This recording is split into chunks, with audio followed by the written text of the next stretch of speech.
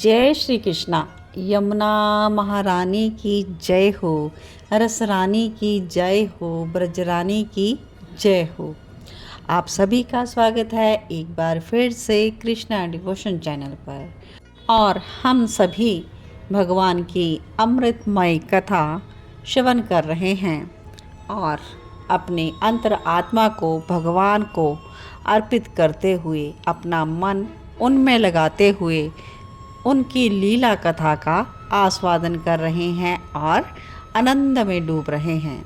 तो क्या आप सभी तैयार हैं भगवान श्री कृष्ण की कथा के सागर में डूबने के लिए? तो आइए, जिन जिन भक्तों को आनंद के सिंधु में डुबकी लगानी है वो इस लीला कथा का श्रवण करें। हम सभी भगवान के 8 पटरानियों के विवाह की बहुत ही सुंदर कथा का श्रवण कर रहे हैं। तो आज की कथा में हम जानेंगे श्री कृष्ण और यमुना जी के विवाह का रहस्य। तो आज भाग 271 हम श्रवण करेंगे, कालिंदी विवाह। तो आप सभी प्रेम पूर्वक बने रहें और संपूर्ण कथा ज़रूर लिसन करें। भगवान श्री कृष्ण की पहली पत्नियां सत्यभामा, रुक्मणी और जामवंती जाकर कहती हैं कि द्वारकाधीश नई वधू लेकर आए हैं और उनका नाम है महारानी कालिंदी। और रुक्मणी जी ने भी स्वभाववश पूछ लिया, कैसी है वो?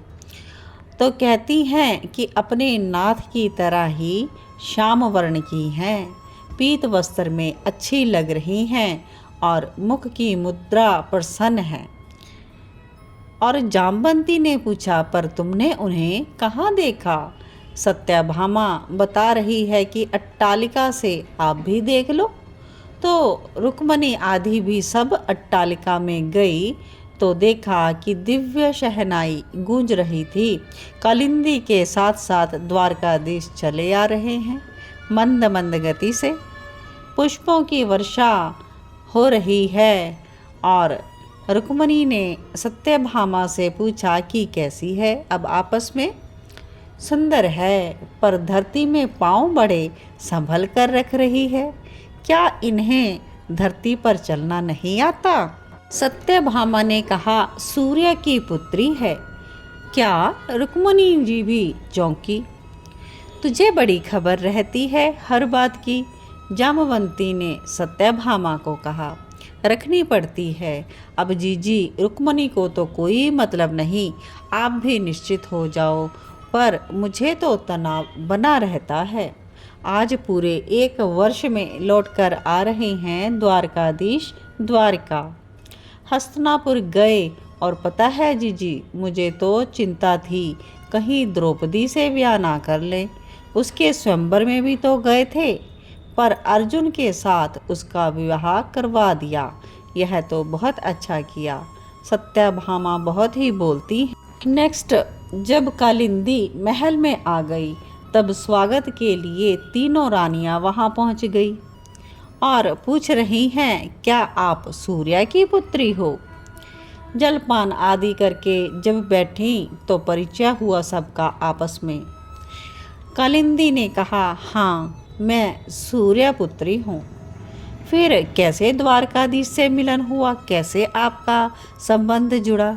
सत्यभामा कुछ भी पूछ लेती है, बहुत बोलती है, चंचल स्वभाव की है। शर्माकर कालिंदी ने अपने विवाह के बारे में बताया। सूर्य मेरे पिता हैं, यमराज मेरे भाई हैं। हाँ, भाई तो मेरे शनिदेव भी हैं, पर उनसे मेरा संग ज़्यादा नहीं हुआ क्योंकि पिताजी ने उन्हें अपने से दूर कर दिया था। हाँ, यमराज भैया की लाडली बहन हूँ मैं और अपने पिताजी की लाडली भी थी। मुझे श्याम रंग प्रिय है।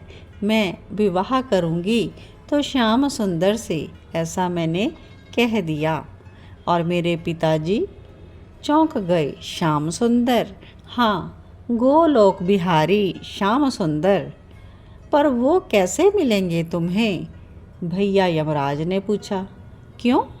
तप करूँगी मैंने कह दिया। ओहो, तप के लिए तो तुम्हें पृथ्वी में जाना पड़ेगा, क्योंकि ऊपर के लोकों में तप का फल मिलता ही नहीं।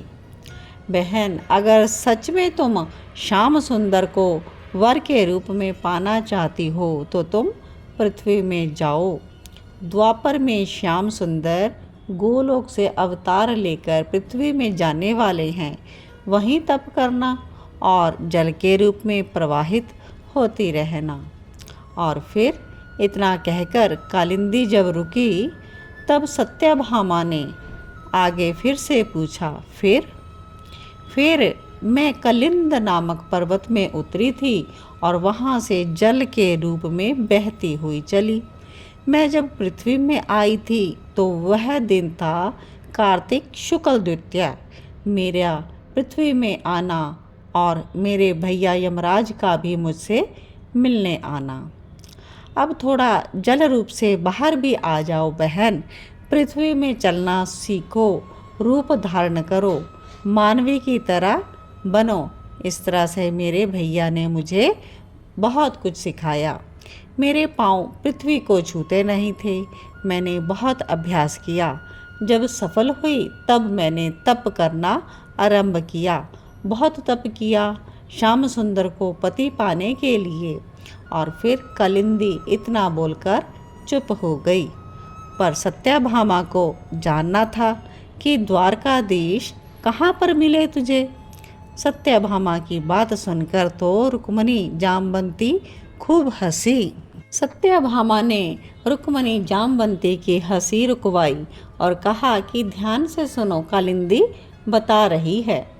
मैं तप में लीन थी। द्वारकाधीश अपने सखा अर्जुन के साथ भ्रमण में निकले थे। वे स्वयं नहीं आए और अपने सखा को भेजा मेरे पास। और इनके सखा ने मुझे तप में देखकर जगाया। पूछने लगे, कौन हो तुम, तप क्यों कर रही हो। तो मैंने भी अपना परिचय दिया। मैं सूर्य की पुत्री कालिंदी हूँ। श्याम सुंदर को पति के रूप में चाहती हूँ, इसलिए तप कर रही हूँ।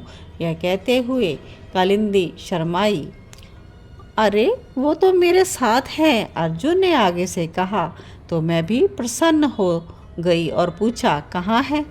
तभी मेरे सामने मुस्कुराते हुए श्याम सुंदर खड़े हो गए और मैं लज्जा कर कुछ भी ना बोल सकी। और तभी नभ से मेरे पिता सूर्य उतरे। उन्होंने श्याम सुंदर को नमस्कार किया और हाथ जोड़कर बोले कि यह मेरी पुत्री, इसे आप स्वीकार करें। द्वारकाधीश ने जब मुस्कुराकर मेरी ओर देखा तो मुझे भी प्रसन्नता हुई। मेरी जन्मों जन्मों की साधना आज पूरी हो गई थी। तब मेरे भैया यमराज भी वहाँ पर पधारे। मेरे दूसरे भाई वो कभी मेरे पिताजी के सामने नहीं आए थे, किंतु उस समय वो भी आए, शनिदेव। सब ने मिलकर मेरा कन्यादान किया। मैं बता नहीं सकती वो क्षण मेरे लिए कैसे थे। इतना बोल कालिंदी चुप हो गई और सत्यभामा ने लंबी सांस ली। अब उनको श्री कृष्ण और कालिंदी के विवाह का जो भी रहस्य था यह पता चल चुका था। हाँ, अब चलो, यह विश्राम करेंगी, रुक्मणी ने कहा। और जब जाने लगी तो द्वारकाधीश आ रहे थे।